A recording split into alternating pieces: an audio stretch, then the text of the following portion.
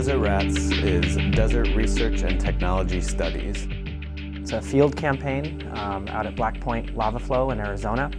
And basically they're testing technologies that could be used on a future manned mission to the moon, Mars, or possibly asteroids. One of the goals of Desert Rats this year is to simulate more of an asteroid expedition, as opposed to last year's focus was on more of a lunar expedition. The big pieces we have in the field this year, again, are the space exploration vehicles, 1 and 2, and then also we have what we're calling this year the deep space habitat. So this is a large habitat where both the crew members would live, but also we have an analytical lab there with some new instruments, one of which is coming from Goddard this year, the VAPOR instrument.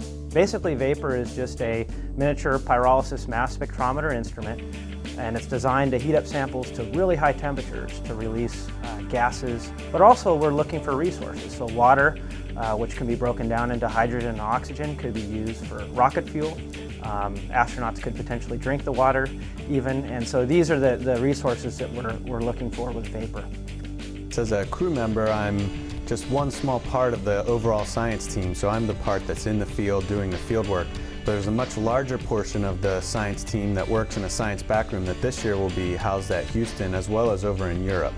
So the science team supports all of the activities that we will be undertaking out in the field, and they really help direct us onto what steps to take next, and they have much more capability at looking at the data we've collected to help us do the best science we can while we're in the field.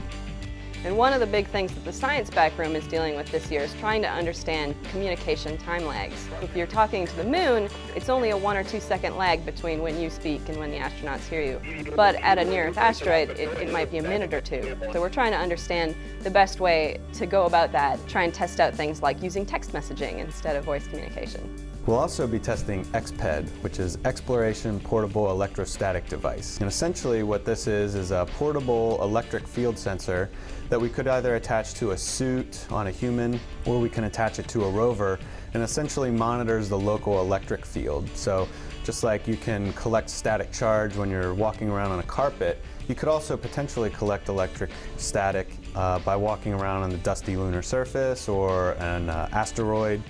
It's a charge hazard alert, so to let them know their charged state.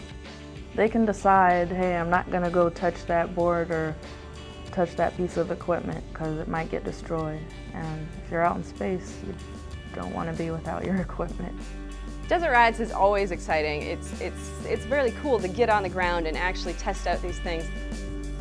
I'm very optimistic that we're going to have a good year this year with VAPOR, and excited to be part of this expedition. This is a great team to work with, a great group of engineers and scientists. It's really a source of pride to be involved in this field test.